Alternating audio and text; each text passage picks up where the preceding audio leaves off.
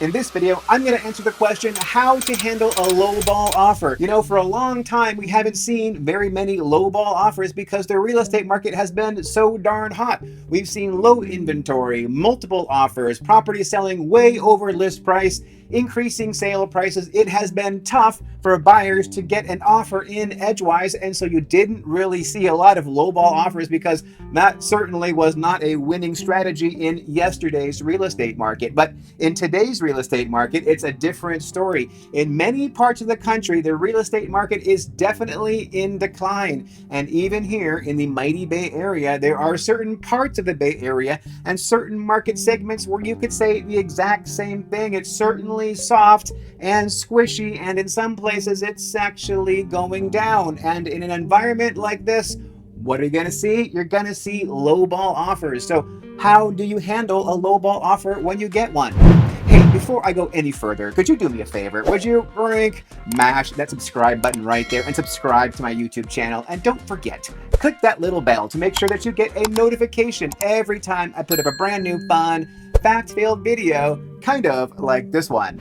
Before I start talking about how we handle a lowball offer, I think maybe it would be a good idea to define what is a lowball offer. And there really is actually no legal definition, or there's no industry definition for what is a lowball offer. For me, a lowball offer is anything that is 90% or less of list price. And for you, it could be anything that is 95% or less of list price. And some people have really high standards, and it could be 99% or less of list price. But that actually, 99% of list price, that's a darn fine offer. And actually, in most parts of the country, if you're getting 95% of list price, that's an offer that you can maybe put together because there really isn't that much space between you and the buyer. Now, I agree though, if it is 90% or less of list price, you do have your work cut out for you with that one. And that one definitely, in my book, would be a lowball offer. So when that lowball offer comes in, the first thing you want to do is find out what kind of buyer is it. A lot of times these lowball offers are from investors, and they don't really care anything about your house.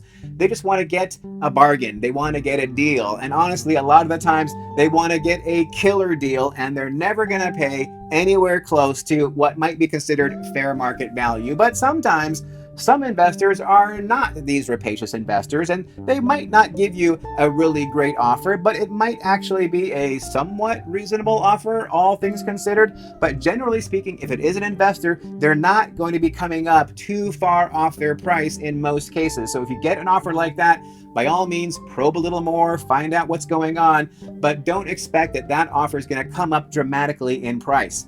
Now, on the other hand, if you get a lowball offer from someone who is going to be buying the home for their primary residence, owner occupied, maybe it's their dream home or maybe it's their starter dream home, these kind of people are oftentimes open to paying more for your home, but they're afraid of overpaying, or maybe they're really stretched to capacity, and it is actually a challenge for them to pay more for their property. But just know that those owner-occupied buyers, oftentimes they will come up considerably from their initial offer because they're just negotiating, they're just probing, they're just seeing if they can't put something together. And you know what? Sometimes they can. So the first thing you do when you get a lowball offer is just find out who that buyer is so you can set your own expectations for how far you might be able to take this thing. The next thing you want to do when you get a lowball offer is to take a look and see what's going on around the marketplace, specifically with what the competition is doing. Let's just say that you get a $1 million offer. Well, what else could that buyer get for $1 million that is as good as or better than your home? And I don't mean in your neighborhood, because your buyer is not only looking in your neighborhood, and I don't even mean in your city, because the buyer isn't necessarily only looking in your city. I suggest that you look at the marketplace, right? Anywhere where that buyer might reasonably expect to buy a home, see what the competition is, see what the buyer is seeing. It could be that when the buyer presents that offer to you, that might not be actually an unreasonable offer at all. Now, the next thing you want to do after you get a lowball offer is to do some soul searching and figure out what is the minimum price that you will accept for your property at this time. And I never ask my clients what is the minimum price you would take for their property, because I am focused on one price and one price only. That is the maximum price that the market has to bear.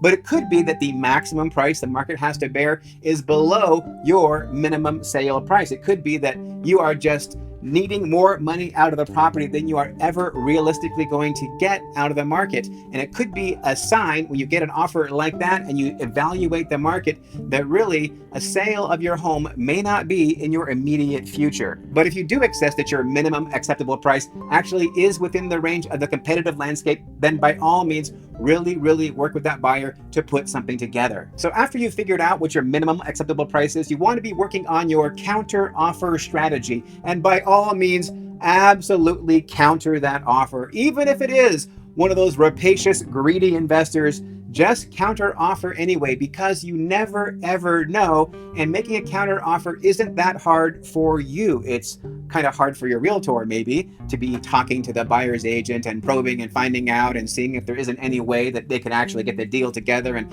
putting the paperwork in place. But for you, the seller, it really, generally speaking, is a brief conversation with your realtor. Tell them what you want to do, maybe do a little back and forth, but in the end, all you have to do is click on that DocuSign. So making a counter offer really isn't too hard for you, the owner. So no matter what kind of offer you get, by all means counter. I have seen this happen too many times where a seller got a lowball offer or an offer what they felt was lowball and they didn't respond. And then you know what happened? They waited and the market got softer and softer and went down some more. And the next offer that they got was even lower than that. So by all means, when you get an offer, make a counter offer. Now, when you are working on that counter offer strategy, this is where your realtor is actually going to have to do some work. They are going to have to talk to the buyer's agent, not text, not email, but actually talk voice to voice, if not face to face, and find out what are the real motivations and capacities of that buyer.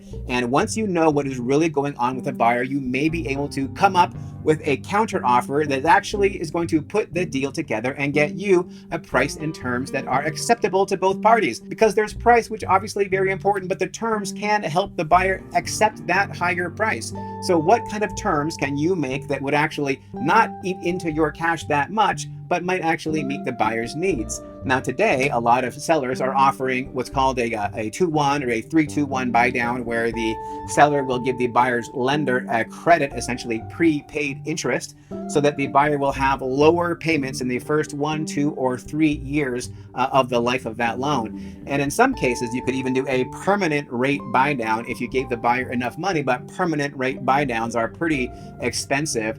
The reason why 3-2-1 buy downs are so popular these days is because some people, I don't know who, but some people seem to think that mortgage rates will be coming down over the next 6 to 12 to 18 months. Maybe they're right, maybe they're wrong, but by making the rate lower for the buyer today or making the payment lower for the buyer today, the buyer can feel more comfortable that they will be able to refinance again in 1, 2, or 3 years into a lower rate, which will make the payment much more affordable. Because for most buyers who are getting a loan, really what matters to them isn't so much the purchase price, but rather the payment amount. So see what you can do to get that payment amount down for the buyer.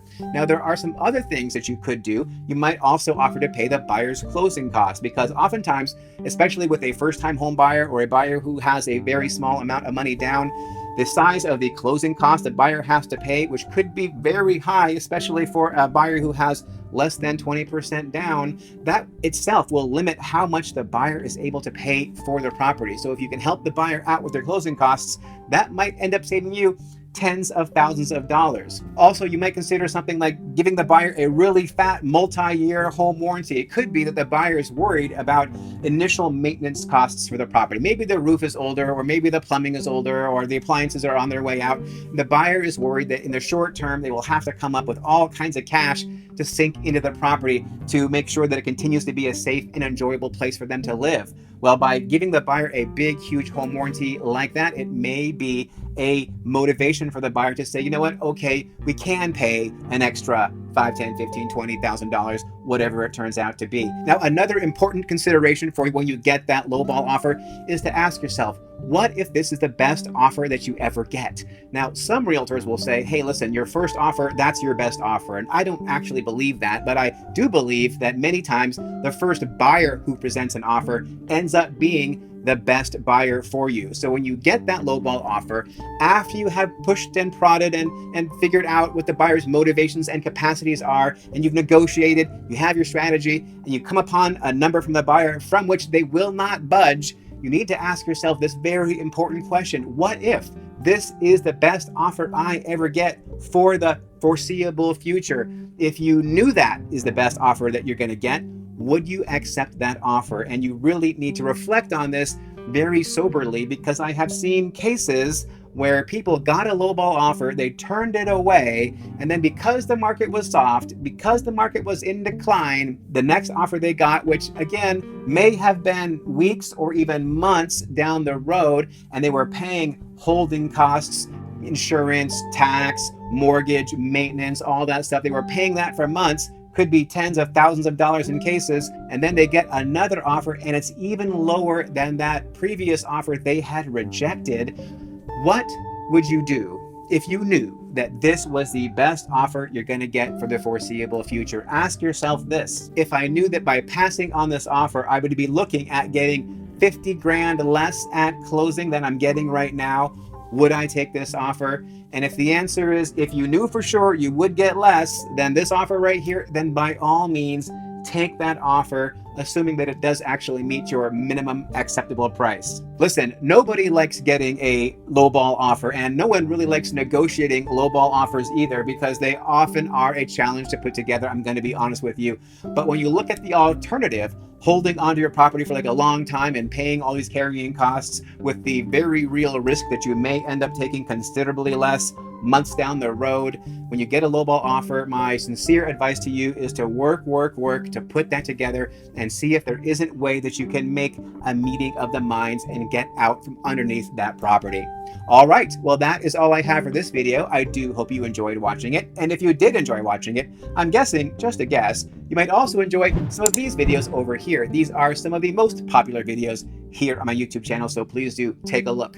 All right, that's all I have for this one. Thank you so very much for watching, and please stay tuned.